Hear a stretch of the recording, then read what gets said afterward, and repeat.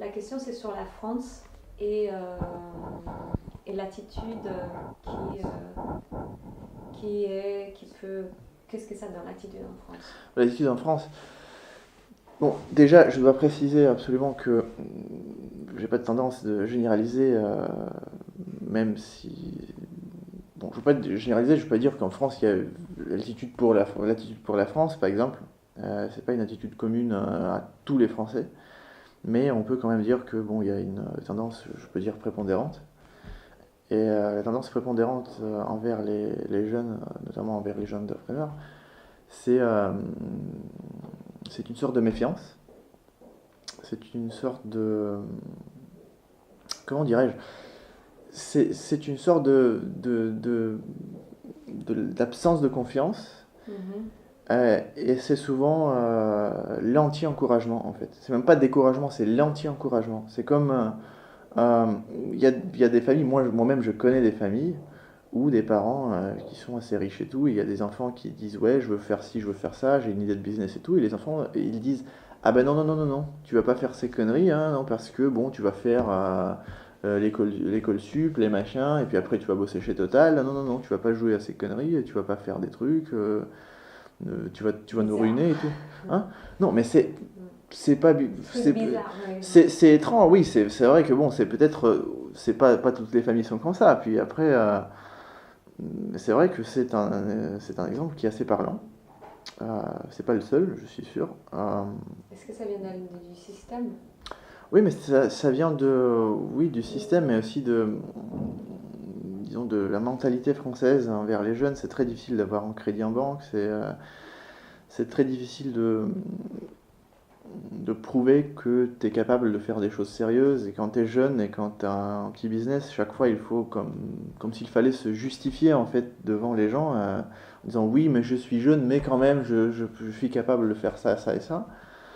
Et je pense que c'est un gros problème. Et quand on voit par exemple le gouvernement qui fait des contrats d'avenir et tout pour réinsertion sociale, pour les jeunes comment on dit, des cités et tout, je pense qu'il faut mieux encourager aussi l'entrepreneuriat des jeunes.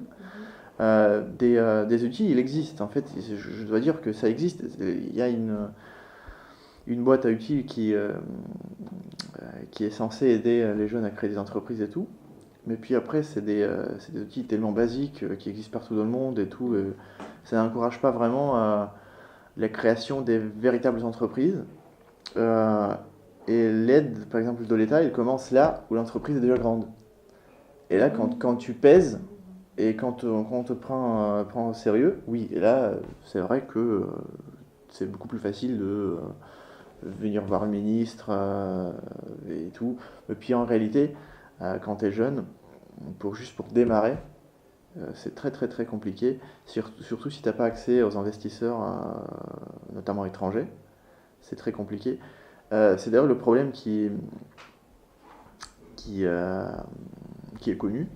Si vous regardez ce que fait Xavier Niel, par exemple, le fondateur de Free, il essaie de proposer des solutions à ce problème. En fait, il est en train de créer cette école 42 euh, qui est absolument hors du système français. Et c'est pour ça qu'il attire toutes les flèches sur lui, parce que, évidemment, c'est défier le système. C'est surtout le système français qui est très puissant. Il faut avoir du courage. Mais donc je pense que du courage, il faut surtout en avoir quand tu es jeune, je répète. Et c'est pour ça que, par exemple, les espaces de coworking comme Mutinerie, c'est très important parce que les jeunes se parlent, ils voient qu'ils ne sont pas seuls, qu'ils qu'ils peuvent travailler ensemble, qu'ils peuvent faire des projets, qu'il y a des autres qui font des projets, qui réussissent. Euh, et voir la réussite des autres, souvent, ça encourage.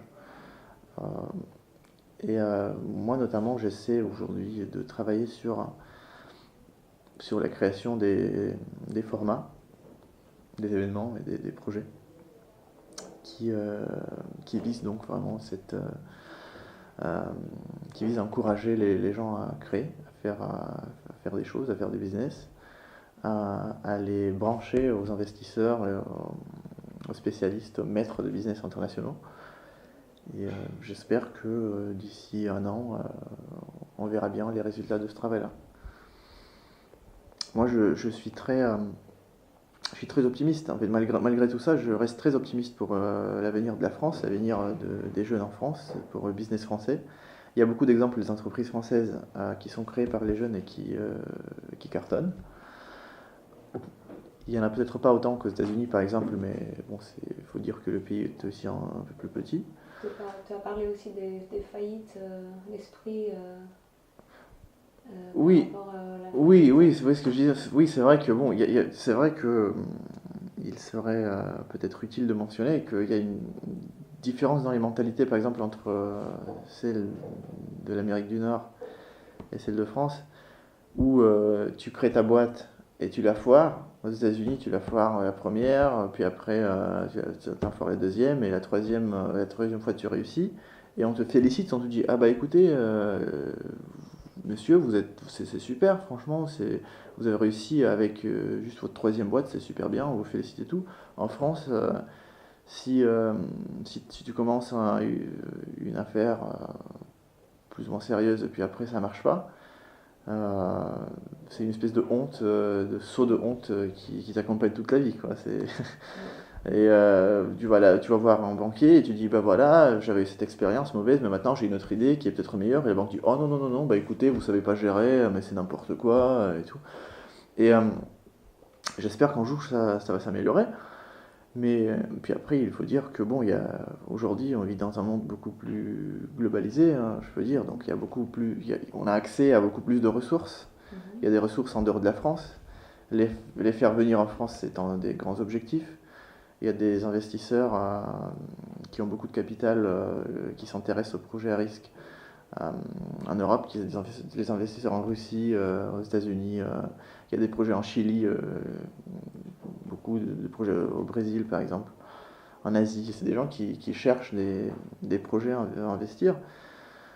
Et je vois pas pourquoi la France ne pourrait pas devenir un des hubs euh, intellectuels, disons, pour les projets internationaux et grand générateur des projets dans le numérique notamment, mais pas que, pour attirer le capital international de tous les pays possibles. Et moi, je suis sûr que c'est un travail qui doit être fait pour reformater un peu cette image des jeunes entrepreneurs en France. Et c'est un travail qui sera absolument fait un jour, parce que bon, faut mettre à jour un peu la mentalité par rapport au reste du monde. Je ne veux pas dire qu'il faut abandonner le modèle français ou il faut appliquer le modèle anglo-saxon ou un truc comme ça. Non, pas du tout. Il faut juste adopter le modèle français qui existe, qui marche plutôt bien, quoi qu'on dise, mais le mettre à jour pour qu'il reste compétitif.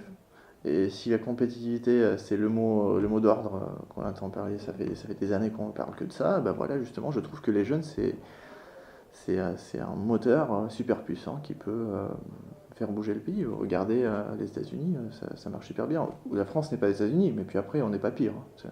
Ça c'est sûr.